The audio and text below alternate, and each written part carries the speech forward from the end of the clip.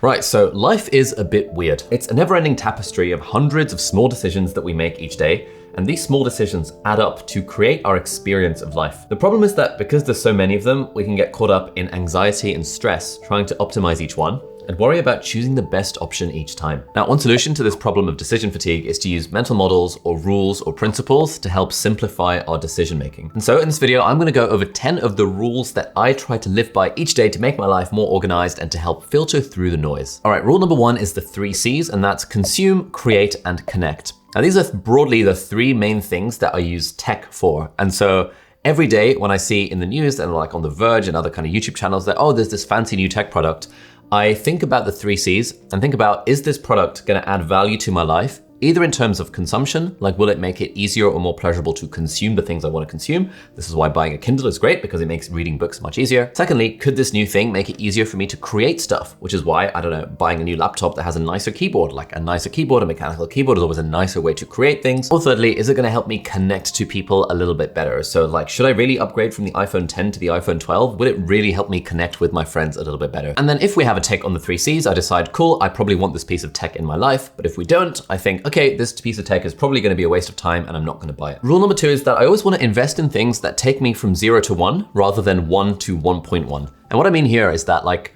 0 to 1, like if you go from not having a phone to having a phone, that's a 0 to 1 difference. Whereas if you go from the iPhone 8 to the iPhone 10, that's not 0 to 1, that's like 1 to 1.05. It's like a very incremental upgrade versus a completely novel upgrade. This is usually why people ask me, what piece of tech would you buy for like under $500 or things like that.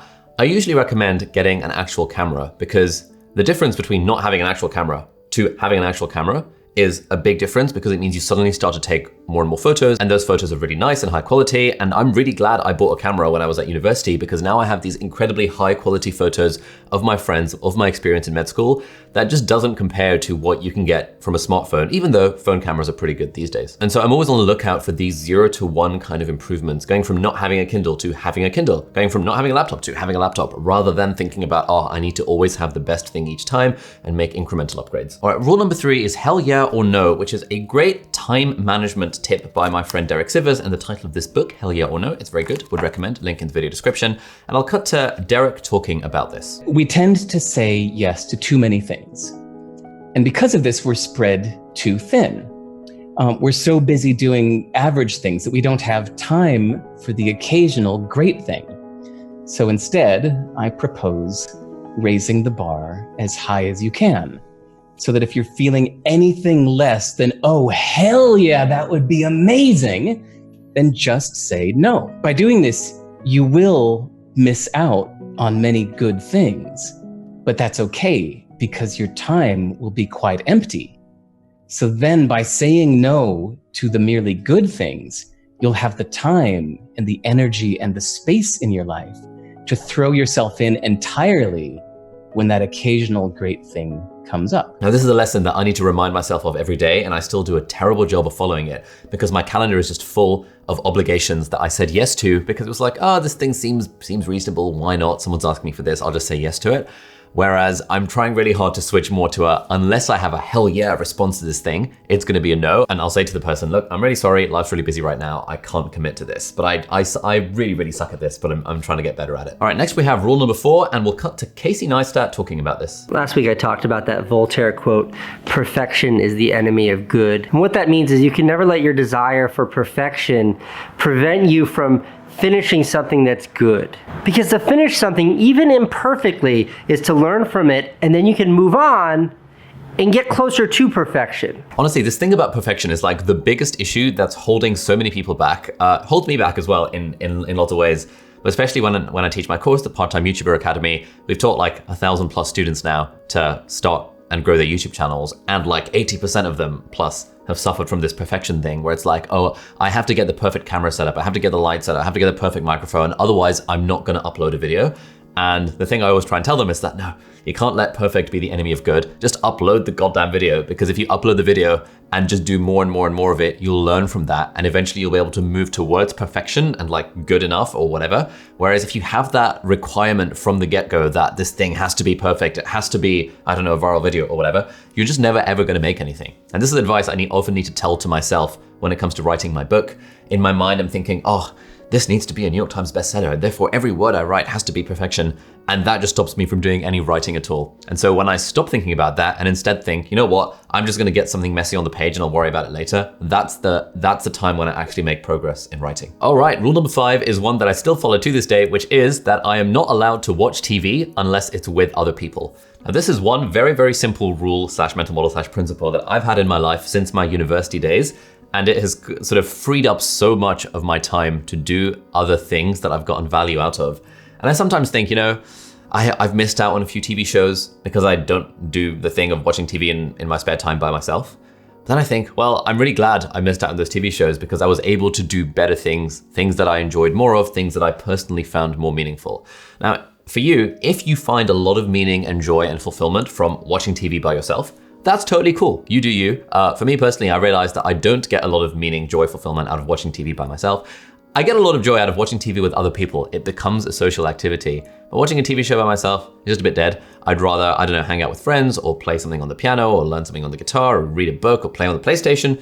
I'm cool with playing PlayStation these days. But just that one rule, I still have it as a rule, not allowed to watch TV by myself, and it just frees up so much time in my life to do other things. Rule number 6 is the go first rule. And this rule states that everyone in the world is friendly, but you have to go first. And I think about this whenever I'm in a new situation where, I'm surrounded by strangers, I need to talk to people, and I always think, that anxiety within me of like, oh, I don't know, that fear of rejection, the fear of being weird, the fear of like, oh, I don't want to be the first person to say hello because what if they think I'm weird and stuff.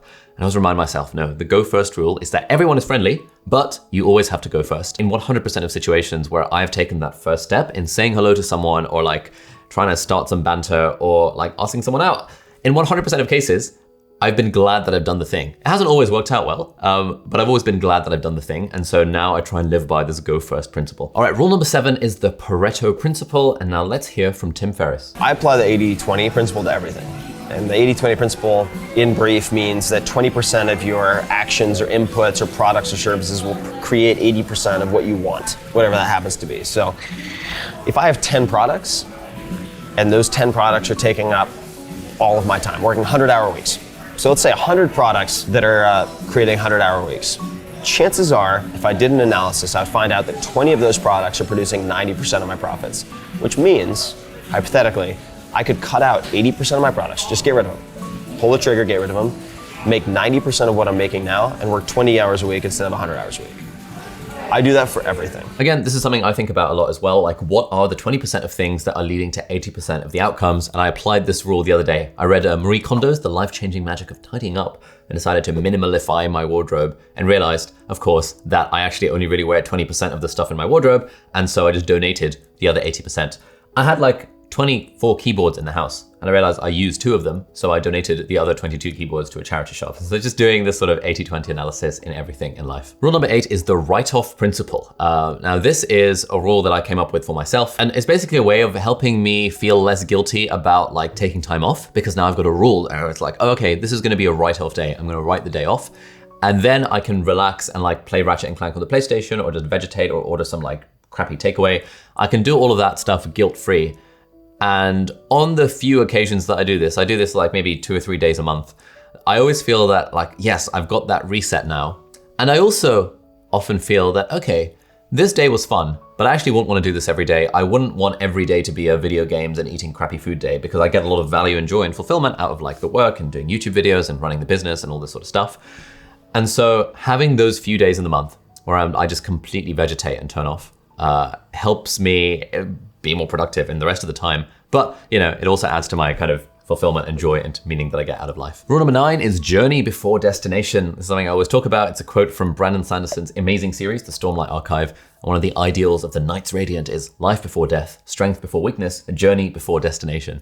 And I really always think about journey before destination, like basically, with basically everything in life, it just is about the journey. It's not about the destination. Like setting a goal, the goal of, I don't know, writing a book, the goal of hitting a bestseller list, the goal of starting a YouTube channel, the goal of hitting a subscriber count, the goal of getting 6-pack abs. It's not actually about the destination. Like the goal is kind of irrelevant. If you hit the goal, it's like, great, I hit the goal. You celebrate for 5 seconds and then you moving on to the next thing.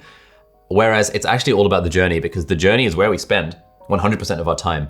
And so my whole thing is that every single day I'll try my best to enjoy the journey rather than being fixated on the destination. I think having a destination is important because without a destination, without like a goal to point towards, it's hard to like set off on a journey when you don't know where you're going. But once you know where you're going, at that point you can forget about the goal, forget about the destination, and just focus on the journey. It's the climb. Remember to have fun, remember to enjoy yourself, remember to enjoy every day on its own merit because the journey is all that we have. Wow, I really sound like one of those fortune cookie type things, but yeah, genuinely life-changing principle, a journey before destination. All right, rule number 10 is a line from a book by Marie Forleo. Hey mom, how do you know how to do so many different things that you've never done before, but nobody's shown you how to do it?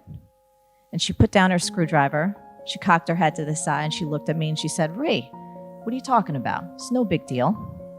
Nothing in life is that complicated. If you roll up your sleeves, you get in there and you do it.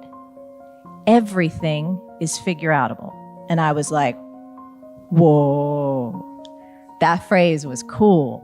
And it washed over me and it planted a seed in my soul that I swear to you has been the most powerful driving force in my life ever since. Nothing in life is that complicated. Everything is figureoutable. That's just like a really nice way of living life. And I often get questions on Instagram from people being like, oh, how do you play the guitar and piano? And how are you so cool? How do you do all this kind of stuff? How are you so handsome? How are you so charismatic? Etc., etc. And I should just have a snippet being like, nothing in life is that complicated. Everything is figureoutable. Anytime I see someone doing something that looks really cool, I think, whoa, how could you possibly do that? And then sometimes I ask them and they're like, oh yeah, it's easy. I just did A, B, C, D, and E. And I'm like, oh, okay. That actually doesn't seem too bad. Any field that we don't have experience in feels like a black box, like learning how to code. What the hell is learning how to code? It feels like a black box until you actually spend 5 minutes opening the black box and you realize, oh, it's actually not too bad. I can learn HTML, CSS, etc., etc.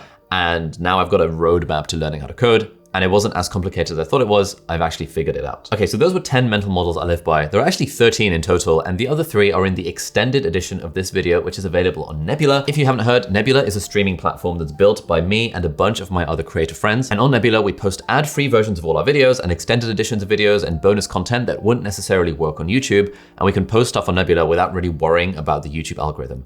And so in the extended version of this video, which is available on Nebula, this little thing gets taken out and it's replaced with another 3 mental models. And I've got a ton of other exclusive content on Nebula, like my workflow series, where I deep dive into how I use some of my favorite apps like Notion and Roam, and my deep dive snippet series, which is like bite-sized wisdom from all the interviews that I've done over the last 2 years. If you want to get access to Nebula, the easiest way is to sign up to CuriosityStream, who are incidentally very kindly sponsoring this video. CuriosityStream is the world's leading documentary streaming subscription platform. And on CuriosityStream, they've got thousands of really high quality, high budget documentaries that you can watch for free with the subscription. One documentary that I enjoyed recently is called Inside a Virtuoso's Brain.